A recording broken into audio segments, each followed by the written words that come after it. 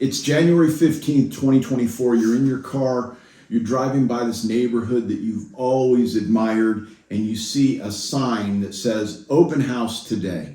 And you got 20, 30 extra minutes of time, and you're like, let me pull in here and check this house out. And you come around the corner and it's just this beautiful home. But the first thing you realize is there are 5 people and their agents ahead of you touring the home. So you decide, well, I'm here, I still got a little bit of time. You wait your turn. You go through your tour looking at the house, and it's everything you've ever wanted in your home. And now you're excited. So you run out of that house, you jump in your car, you speed dial your realtor, you tell them, oh my gosh, I found the home of my dreams. I want to write an offer. Please, can we submit it today? And your realtor says, are you pre-approved?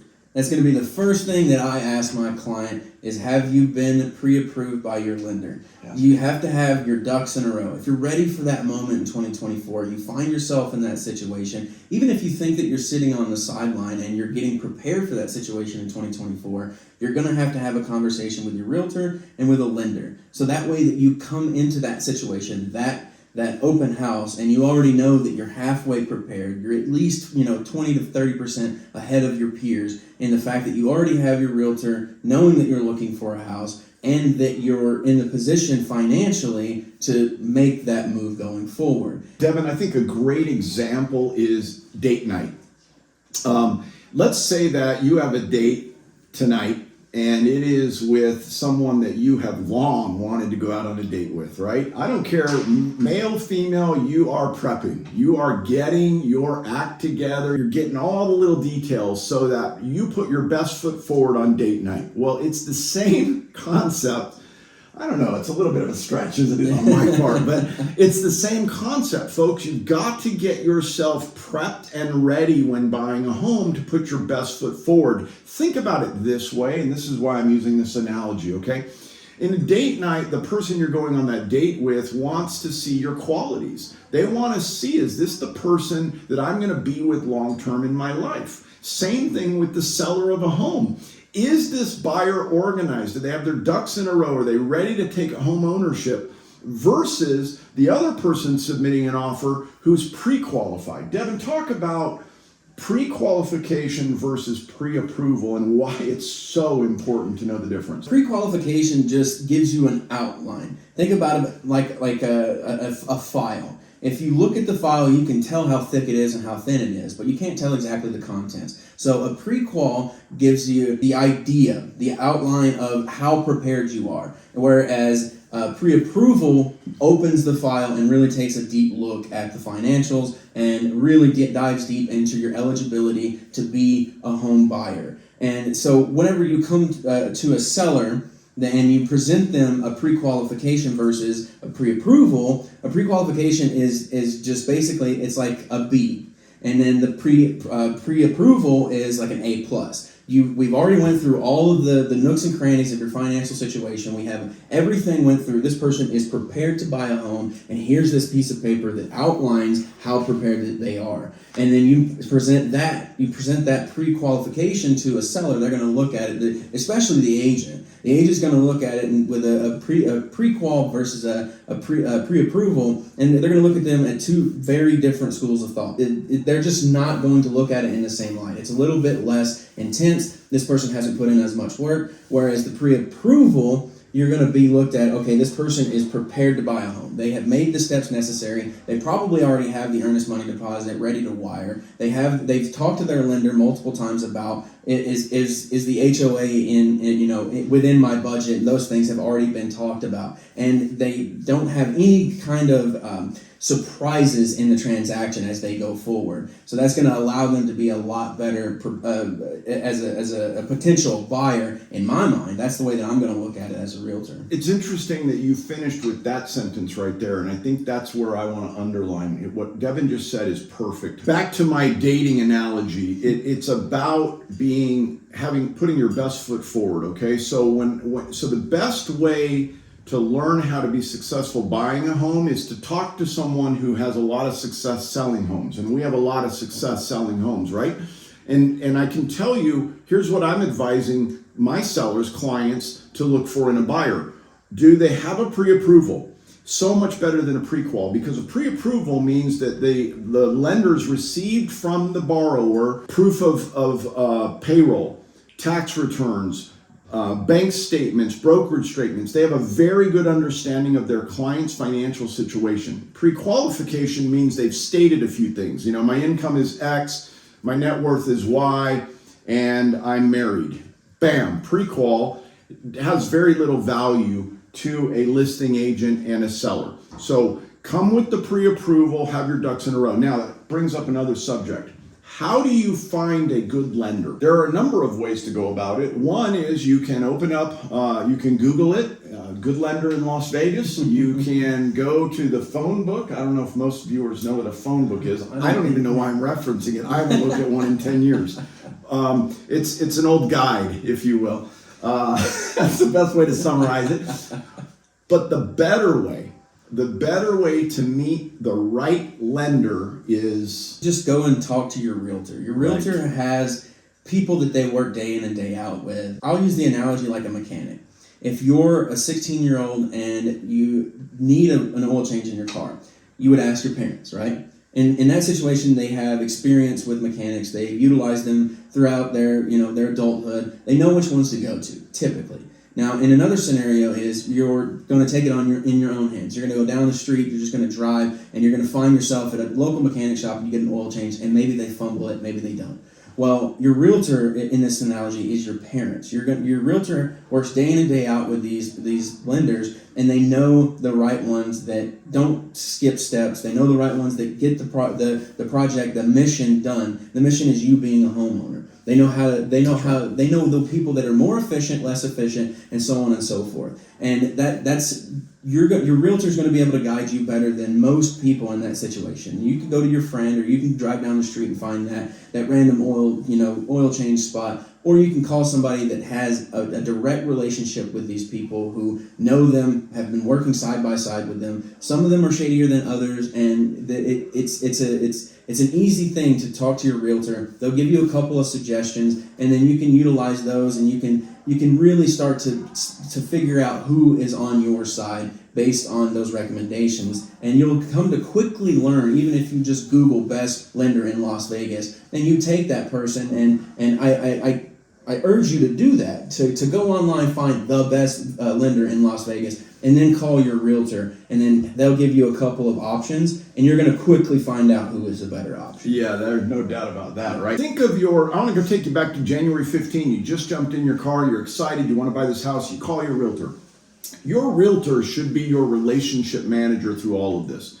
It's my job as a realtor to bring in the right lender for my client, to bring in the right escrow officer for my client. If insurance is needed on the home, to find the right homeowner insurance policy for the homeowner. The realtor should be involved in all of those steps with you, managing the overall relationship and making sure that you glide into a smooth finish at close of escrow. Wasn't that nice? Didn't that sound pretty? A smooth finish?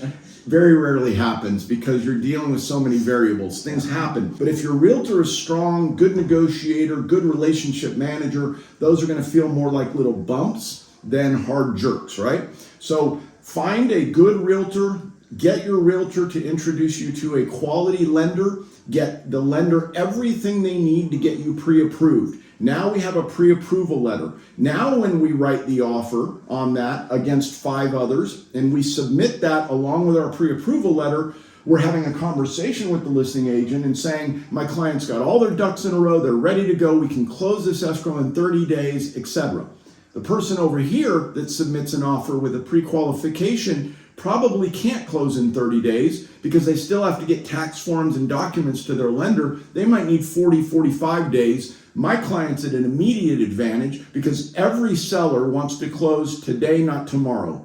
We have a saying in real estate at our group, the Woodcock Real Estate Group in Las Vegas, Nevada, and the saying goes like this: there is nothing good about an open escrow. And it's true. Things go wrong. People are selling, say someone's selling their home, you're 5 days away from closing, and they pass. You're not closing in 5 days. The house catches fire. The house gets burglarized.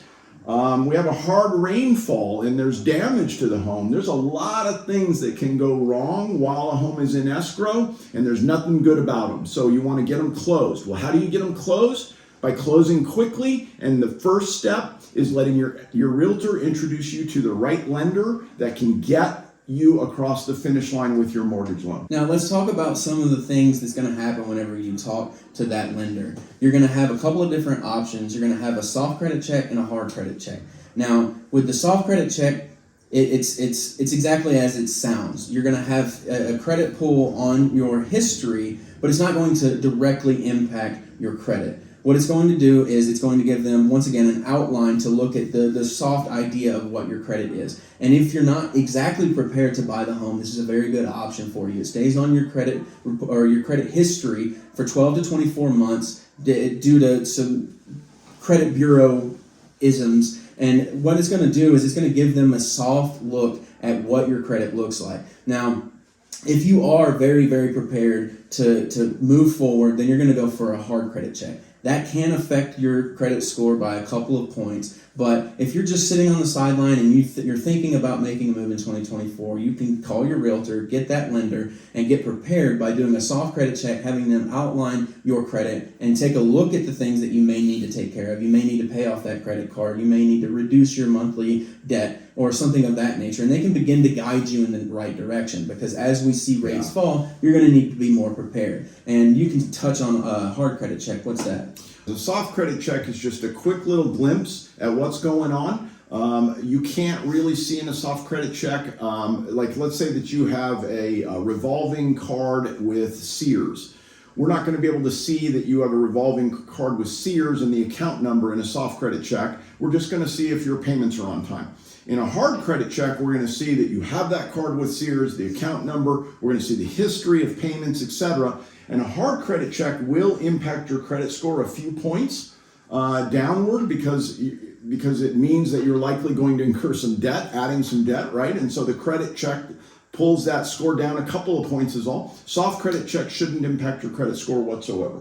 Okay, so that's really the difference. Your lender will pull a hard credit check once they're ready to get the file over to underwriting. Sometimes they'll do a soft credit check right at the beginning just to kind of see where things are. And then they'll do the hard credit check once they've got everything in escrow and moving forward, that sort of thing, okay? But the important message today is simply this. If 2024 is the year when you are ready to step up and buy that home, now is the time to start having conversations with your realtor and your lender so that the realtor can pull together the relationship management team, make sure every duck is in a row, and then when we find that dream home and we step into the car and say, I found it, let's make an offer, that realtor literally can have the entire offer written, submitted to the listing agent before you've even pulled out of the community. That's the advantage of working with a strong realtor that knows what they're doing. And as you talk about hard credit check, people look at hard credit checks in a very negative light. They think that it's just because it's going to cost me a couple of points, and that's that. I think that whenever you do a hard credit check, whenever that lender does pull that hard credit for you, people look at it as a negative thing. As I said earlier, you're going to have a couple of different lenders that you're going to have to choose from, and what that's going to do is it's going to give you an opportunity to talk to each one of them and find out that if this person works for you, are they too fast? Are they too slow? Are they too loud? Are they too quiet? And you can do multiple credit checks with each one of these agencies and find the right lender for you, find the right rate for you, and be more prepared for your financial situation as you move forward. And what this does with your hard credit check, people think about multiple hard credit checks are going to cost me multiple points on my credit score, and that's just not how it works. As you're looking for a home, as you're looking for that perfect financial situation for you, that perfect interest rate, you're going to find yourself in a situation where you may need to call other people to find that right interest rate. You have anywhere between, I can't remember the exact timeline, but it's 30 to 45 days when you first do that hard credit check to go to different financial institutions to find the right rate for you. And as we come up in a period of lower mortgage rates, as of right now, the U.S. average is anywhere between 6.5 to 6.8. So we're in the sixes again, people. It's time. People are looking. They're raising their heads right now. And if you find that perfect interest rate for you, what are you going to do? You're going to purchase a home. So in this period of time, whenever the interest rates are beginning to fall, the Fed is already talking about reducing rates more. There's a bunch of pent-up demand on the sideline right now looking at purchasing homes in the USA. And there's a bunch of people that have a 3 or 4% interest rate that aren't ready to move to a higher interest rate. And now it's getting closer to that time. They say that the magic rate is going to be 5.5 when fit hits the shan. People are going to be moving in the near future as interest rates fall. People are going to be selling their homes. People are going to be moving in-state, out-of-state, et cetera, et cetera. You need to be financially prepared and have that team on your sideline ready to move as we see this demand kind of evolve, and it's going to happen, people. Now, the whole reason we created X to Z Money Masters is to give Generation Z and Generation X a chance to communicate different ideas, different ways of doing things. But one thing we are absolutely sure of sitting here today between Gen Z and Gen X is that it is going to be a wonderful time to buy a home in the first quarter of 2024.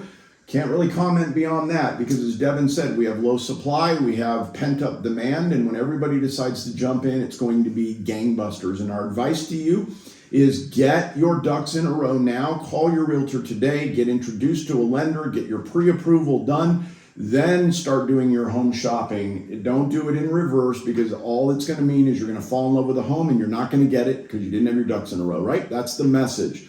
If you have a question from this video, if you have a comment, if you'd like more information, just drop down, give us a comment, like our video, share it, and if you want to reach out, our contact information is in there. It doesn't matter to us if you're sitting in Michigan, Arkansas, New York, or Las Vegas. If you have a question about real estate and you don't have someone to call and you want an honest answer, Devin and I don't make a thing from you buying a home in Arkansas.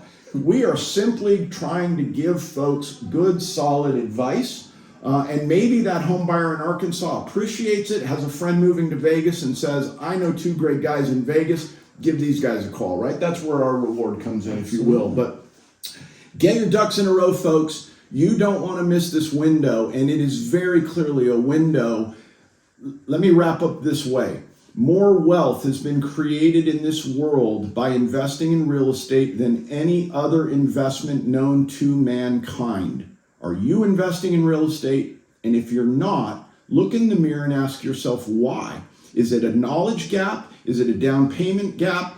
Is it a income mortgage payment gap? What is it? Well, guess what? The answer is there's a solution for any of those 3. You just have to begin doing the work. And it's worth it because the reward that comes from home ownership is almost immeasurable.